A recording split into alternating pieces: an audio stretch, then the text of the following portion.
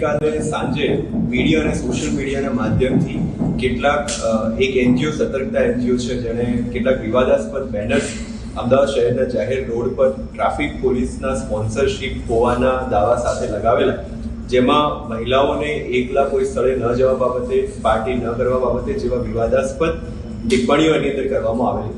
જે મીડિયાના માધ્યમથી અમદાવાદ શહેર પોલીસના ધ્યાને આવતા માનનીય પોલીસ કમિશનરશ્રીએ તાત્કાલિક એનું સંજ્ઞાન લઈ અને તમામ બેનર્સ જે છે જપ્ત કરાવવાની કાર્યવાહી કરેલી છે. અમદાવાદ શહેર ટ્રાફિક પોલીસ તરફથી એ સ્પષ્ટ કરવામાં આવે છે કે આ જે એનજીઓ છે એને માત્ર ટ્રાફિક અવેરનેસના ભાગરૂપે બેનર્સ લગાવવાની પરમિશન જે છે અમદાવાદ શહેર ટ્રાફિક પોલીસ પાસેથી લીધેલી, પરંતુ એમને આપેલા સ્કોપની બહાર જઈ કોઈ પણ પ્રકારની મંજૂરી લીધા વગર, કોઈ પણ પ્રકારનું ધ્યાન દોર્યા વગર મહિલાઓની સલામતી ઉપર પ્રશ્નો ઉદ્ભવે એ પ્રકારના વિવાદાસ્પદ પોસ્ટર્સ અને બેનર્સ અમદાવાદ શહેરના જાહેર રસ્તાઓ પર લગાવેલા છે, જે બાબતે અમદાવાદ શહેર પોલીસ એવું સ્પષ્ટ કરવા માંગે છે કે આ જે બેનર્સ લાગવામાં આવે છે એનાથી શહેર ટ્રાફિક પોલીસ અને અમદાવાદ શહેર પોલીસને કોઈ લેવા દેવા નથી. આ વ્યક્તિએ અને આ એનજીઓએ આ બેનર્સ કેમ લગાડ્યા છે એનું ધ્યાન લેવા માટે અને એ શોધ કરવા માટે અમદાવાદ શહેરના સોલા પોલીસ સ્ટેશન વિસ્તારની અંદર એક જાણવાજોગ આજે દાખલ કરવામાં આવી છે. આ જાણવાજોગની તપાસ દરમિયાન આ વ્યક્તિએ શું કોઈની પરમિશન લીધી છે કે નહીં, અમદાવાદ મ્યુનિસિપલ કોર્પોરેશનની પણ પરમિશન લીધી છે કે નહીં, ટ્રાફિકના કોઈ પણ અધિકારીનું ધ્યાન દોર્યા વગર આ પ્રકારના બેનર્સ કેમ લગાવવામાં આવે છે, આ અંગેની વિશદ અને ઊંડી ચર્ચા અને તપાસ જે છે એ આ જાણવાજોગમાં કરવામાં આવશે. હું અહીંયા સ્પષ્ટ કરવા માંગુ છું કે રિસેન્ટલી જે નંબીઓનો સેફટી ઇન્ડેક્સ રિપોર્ટ આવ્યો છે એની અંદર અમદાવાદને ભારતના સૌથી સેફેસ્ટ શહેર તરીકેનું રેન્કિંગ મળ્યું છે. આ સાથે જ આંતરરાષ્ટ્રીય મહિલા દિવસ પહેલા જે શી સુરક્ષા સર્વે CNN દ્વારા રજૂ કરવામાં આવ્યો હતો એમાં મહિલાઓ માટે અમદાવાદ શહેરને મહિલાઓ માટેનું સૌથી સુરક્ષિત શહેર જાહેર કરવામાં આવ્યું છે. અને અમદાવાદ શહેર પોલીસ નિર્ભયા સેફ સિટી અંતર્ગત અને એમના અન્ય કાર્યો થકી અમદાવાદને મહિલાઓ માટે સૌથી સુરક્ષિત શહેર બનાવવા માટે પ્રતિબદ્ધ છે. આપણે સૌને ખબર છે કે નવરાત્રી દરમિયાન પણ મહિલાઓ અહીંયા લેટ નાઇટ સુધી ગરબા રમી શકે છે અને સુરક્ષિત રીતે પોતાના પરિવાર સાથે અમદાવાદના કોઈ પણ વિસ્તારમાં ફરી શકે છે, અને આ માટે અમદાવાદ શહેર પોલીસ કાર્યરત છે.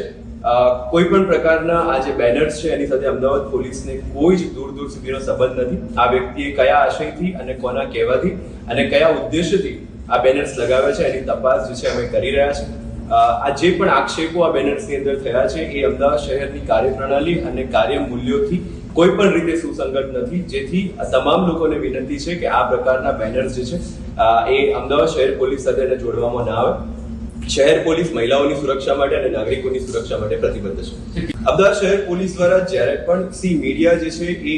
આપણી જ કાર્ય પદ્ધતિનો એક હિસ્સો છે. ઘણા એવા કોલ્સ છે જે ડાયરેક્ટ પોલીસ કંટ્રોલ રૂમમાં આવતા હોય છે, જ્યારે ઘણા કોલ્સ જે છે મીડિયા દ્વારા જાણ કરવામાં આવતા હોય છે. મીડિયા પણ શહેરના દરેક ક્ષેત્રની અંદર દરેક લોકો સાથે જોડાયેલું છે, અને અમે આભારી છીએ અમદાવાદ શહેર મીડિયાનો કે એમણે આ પ્રકારના પોસ્ટર્સ જે છે તાત્કાલિક અમારા ધ્યાને મૂક્યા, જેથી અમે એમાં કાર્યવાહી કરી શકીએ અને આગામી સમયમાં વધુ પ્રોએક્ટિવલી અને પારદર્શક રીતે આ પ્રકારના કોઈ બેનર્સ ના લાગે, અમદાવાદ શહેર પોલીસની છબી ઉપર કોઈ પ્રશ્ન ઉભો ન કરે એ માટે વધુ કટિબદ્ધતાથી કામ કરવા માટે અમે લોકો પ્રતિબદ્ધ. અત્યારે જે છે શહેરના 4 થી 5 અલગ અલગ વિસ્તારની અંદરથી 10 જેટલા બેનર્સ અમે જપ્ત કર્યા છે.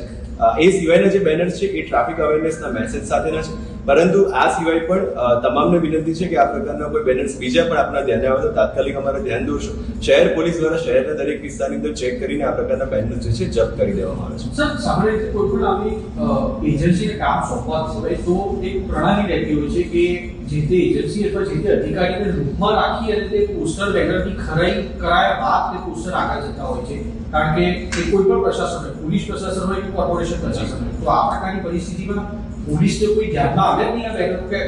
રસ્તા ઉપર લાગી ગયા ત્યાં સુધી પોલીસ? ચોક્કસથી આ જે બેનર્સ લગાવેલ